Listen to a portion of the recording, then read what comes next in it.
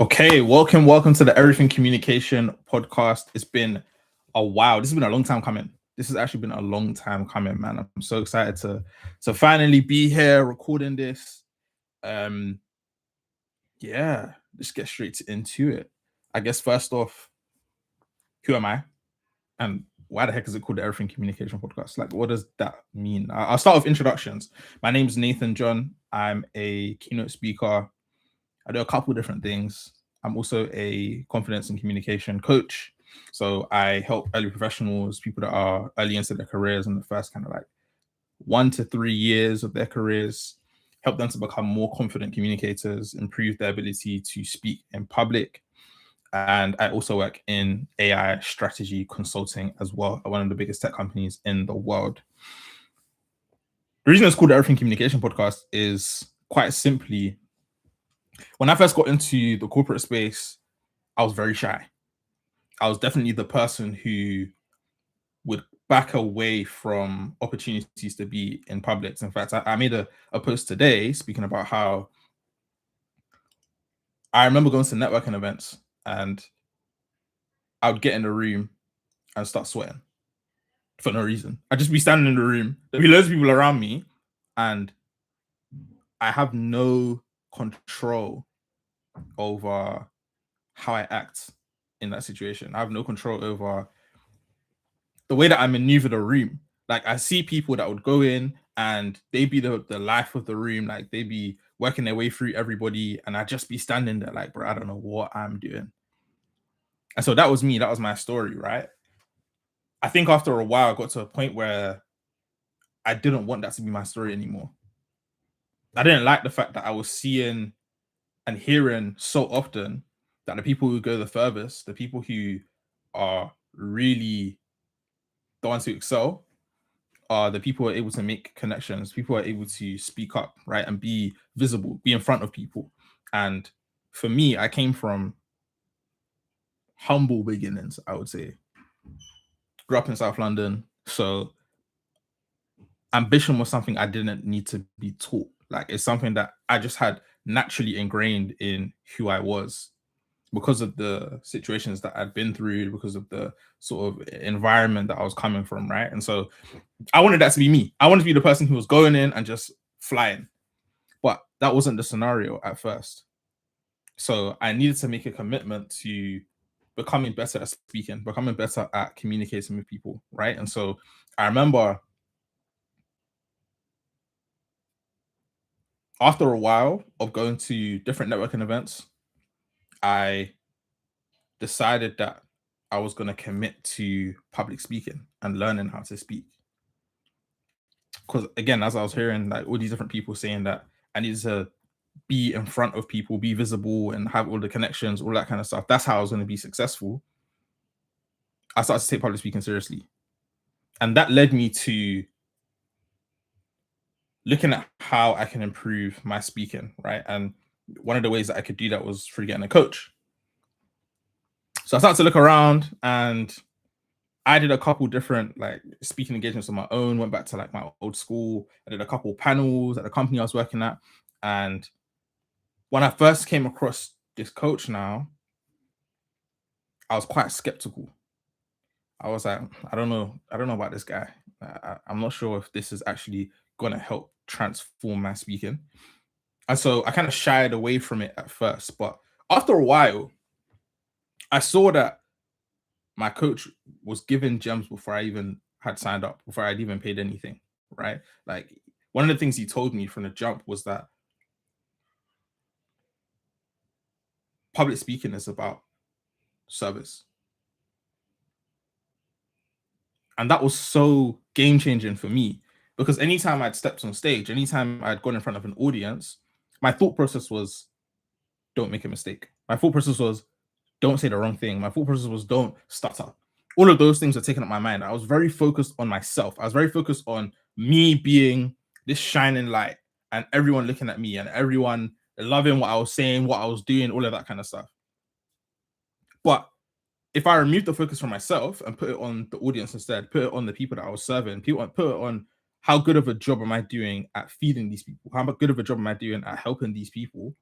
then all of a sudden the pressure is off me. The pressure is now on how do I make sure I'm actually doing these people justice.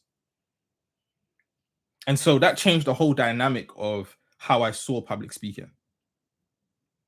And after a while, I saw that it wasn't just public speaking that was service. It wasn't just that if I focus on making sure that my audience is fed, if I focus on making sure that the audience, like, they are having a good time, they're taking the knowledge away that they need to take away, that's how I actually become the best public speaker that I can be. It's not only that with public speaking, right? It's like that in anything else.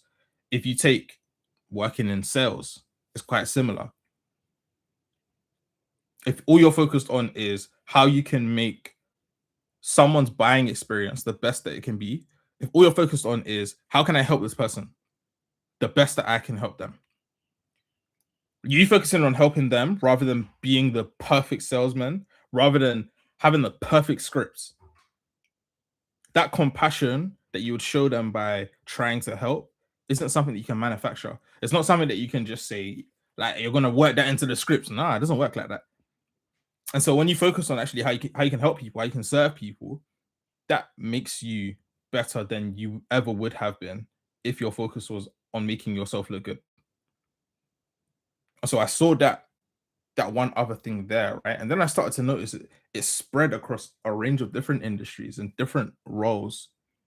And so I came to the realization that it's not just public speaking that's service. It's not just public speaking that you become the best at by focusing on other people.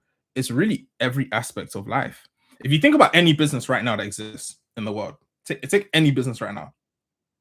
Let's take Nike, for example.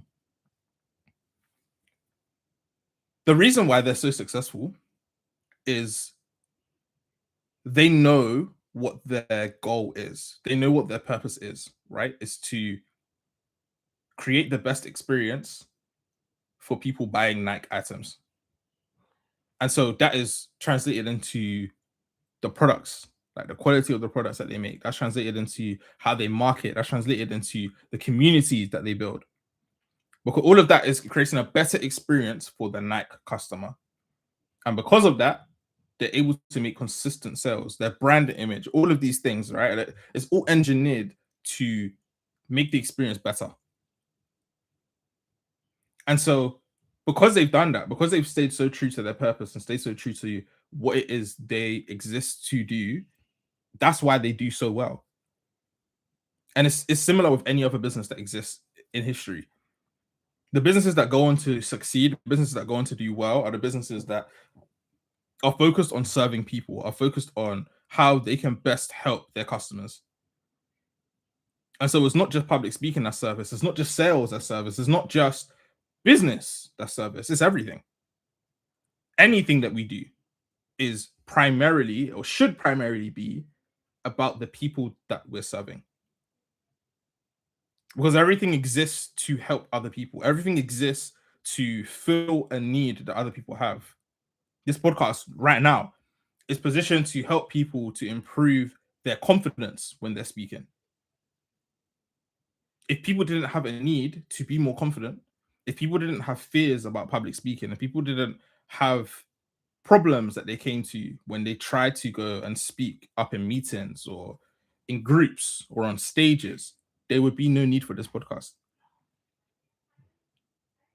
And so you start to see, once you look for it more and more, that every single aspect of anything that we do, if it's resolved around service, that's how you take it to its highest potential. That's how you take it to the biggest place that it can get to.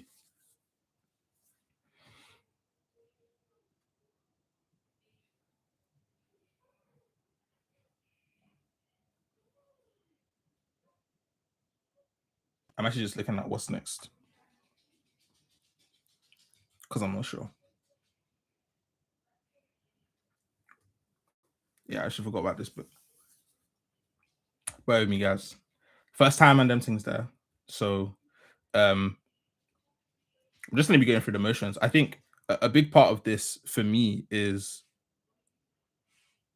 being able to just practice, to be honest. Like, as well, as much as I'm helping to deliver value in these podcasts, a part of this is also helpful to me as well. And that's why I decided to commit to this. That's why I've decided to make this thing real, right? Even though things may not be coherent right now. And I kind of just started this on not even a whim, to be honest, because I thought this out. But to be very transparent, I haven't put loads of energy and time and all of that stuff into this because it's so funny, right? The things that we spend a lot of time thinking about and the things that we spend a lot of time mulling over and questioning and saying, should I do this? Should I choose this option? Should I choose this option? Like, is this the right thing for me? And all of that kind of stuff. That's really where decisions take forever. And you end up in this position of paralysis because you're stuck between options. You're stuck between what you should do and what you shouldn't do. And you spend all this time preparing and trying to optimize for the perfect scenario. And you get to the point where once you're finally ready, it's too late. Once you're finally ready, the opportunities moved past. And so a big thing for me with this was just that I'll be real. And I'm not here to make this a perfectly staged thing or make this a neatly put together podcast. This is more raw lessons and things that I've learned along the way, teaching communication skills, teaching public speaking.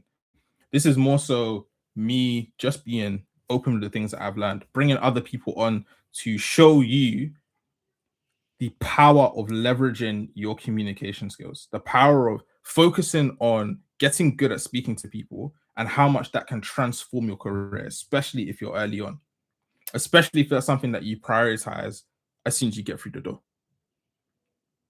And so this isn't for me to come and look like some know it all, because I actually don't know it all. And a part of this is to learn for me as well. It's a learning process, right?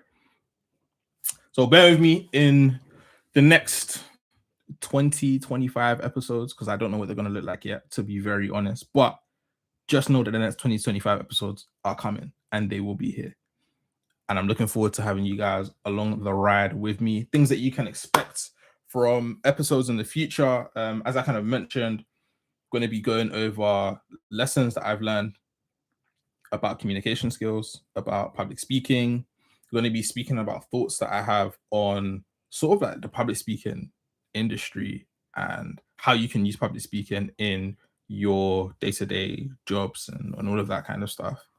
Also going to be bringing other people on who have done extremely well in their careers so far, who are still fairly early on, to show how this is not just something that I've experienced. And I think part of this, actually, I haven't even done a proper introduction and said like what I've done, to be honest, but we can leave that for the next one, I guess. And yeah, man. If you want to improve your public speaking skills, your communication skills, you're in the right place. It's going to be a journey. And thank you to everyone who is committing to that journey from the jump, from now. I'm going to come with more structure, more, I guess, sort of like questions and that stuff as well. And plan this out a bit more, man, because I definitely don't want this to be a waste of time for you guys that are listening, a waste of time for me to record as well. I definitely want to make this more valuable for anyone on the other side. I think anything else from this that you can expect for me to keep it real. And I think that's definitely something that I want you guys to even hold me accountable to keep it real on these, man. Like, I'm not here to, as I said, I'm not here to front. I'm not here to put up any type of image that isn't true to who I actually am and true to the things that I've actually done and I know. And I think if you guys start to sniff anything that's like, whoa, this doesn't seem real, or I don't know if Rose capping here or not, like, please call me out on it. But yeah, I think this has been the first episode. I don't think I'm gonna make these super long each week just to keep it fresh, and not take up too much time. Obviously, when we have episodes where we have guests on in the future, there'll be more length probably to these.